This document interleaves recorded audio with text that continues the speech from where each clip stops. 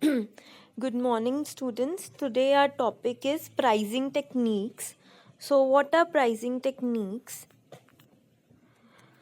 It includes four methods: cost based pricing, demand based pricing, competition based pricing, and affordability based pricing. So, let's start. Now, we'll discuss this in detail. First is cost based pricing. तो cost based pricing वो होती है जहाँ पे price के साथ उसके बाकी के इंग्रेडिएंट्स भी हम ऐड ऑन करेंगे. Cost based pricing is where the price includes the cost of ingredients and cost of operating the business. For example, जैसे एक चॉकलेट की कॉस्ट है तो उसमें उसकी पैकेजिंग भी आएगी, उसके सारा रॉ मटेरियल जो जो चीज़ें यूज़ हुई हैं उसकी क्या प्रोसेसिंग रही है वो सब भी आएगा. This method can be sub classified as cost plus pricing, full cost pricing, target profit pricing and marginal cost pricing. First is cost plus pricing. Under this method,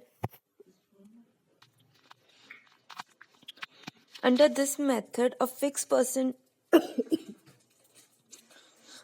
percentage of profit is added to the cost.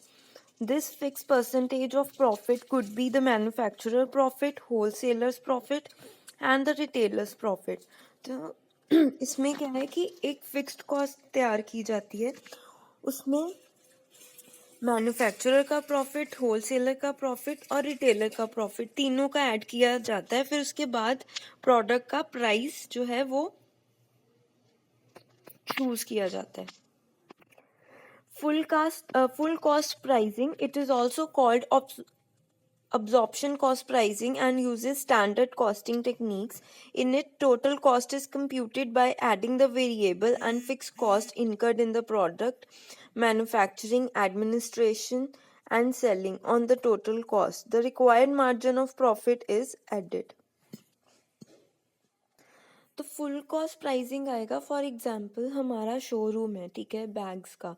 तो उसमें हम जब purse का या bag का price decide करेंगे उसमें हम क्या करेंगे, वर्कर्स की सैलरी भी निकाल लेंगे, उसमें से हमें इलेक्ट्रिसिटी बिल भी निकालना है, फिर बिल्डिंग या शोरूम की मेंटेनेंस भी निकालनी है. तो उसको कहते हैं full cost pricing.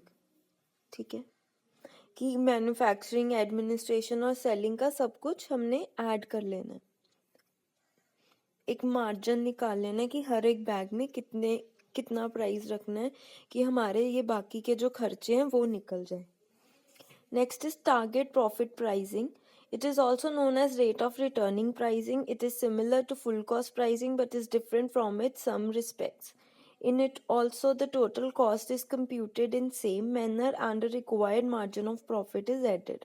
This required margin of profit is arrived at on a rational approach by keeping in mind the return on investment criteria rather than done arbitrary as in full cost pricing method. तो इसमें क्या है, इसमें बताया गया है कि इसमें हमने रिटर्न ऑन इन्वेस्टमेंट देखनी है कि हमें कितना प्रॉफिट हो रहा है उस प्रोडक्ट को सेल करने में. ठीक है. Next is marginal cost pricing. The marginal cost pricing aim at maximising the contribution towards fixed cost. The marginal cost will include all the direct variable cost of the product. In addition, portion of the fixed cost is also realized. ठीक है. Next is demand based pricing. अब demand based pricing एक ऐसा system है जहाँ पे लोग कितनी प्रोडक्ट की डिमांड कर रहे हैं उसके अकॉर्डिंग ही उसका प्राइस रखा जाएगा. अगर ज़्यादा डिमांड है तो मे बी उसका प्राइस ज़्यादा भी हो सकता है, अगर कम डिमांड है तो उसका प्राइस कम भी रख सकते हैं. If the product is unique और innovative, a value based price में help create a demand for the product.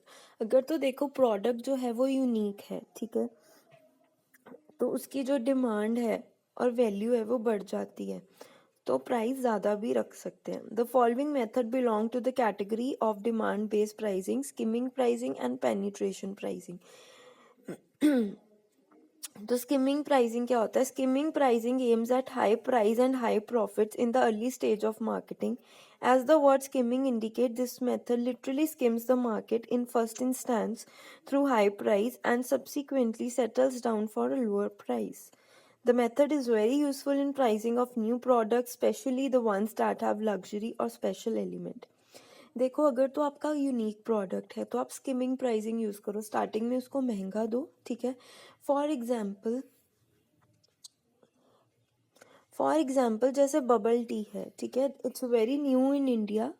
बाकी फॉरेन कंट्रीज में it's like you can get bubble tea very easily. तो उसमें क्या था कि क्या है कि bubble tea it's bit costly, क्योंकि ये थोड़ा यूनिक प्रोडक्ट होता है, ठीक है। तो स्टार्टिंग में इसका हाई प्राइस है, मे बी बाद में थोड़े टाइम बाद जब इसके और आउटलेट्स खुल जाएंगे बबल टी के, तो उसका प्राइस कम भी हो सकता है।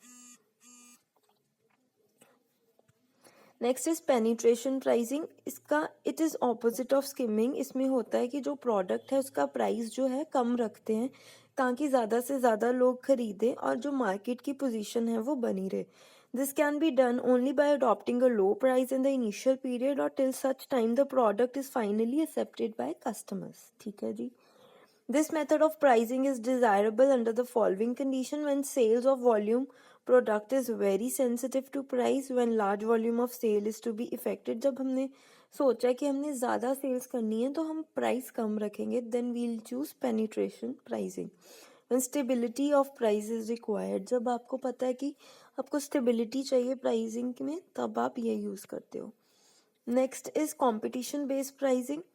The pricing method is useful when the product is homogeneous। Homogeneous means same तरीके का होता है, heterogeneous means different तरीके का होता है, and market is highly competitive। For example toothpaste है, टूथपेस्ट कितने तरह की टूथपेस्ट आ रही हैं, पेप्सोडेंट आ रही है, कोलगेट आ रही है, या फिर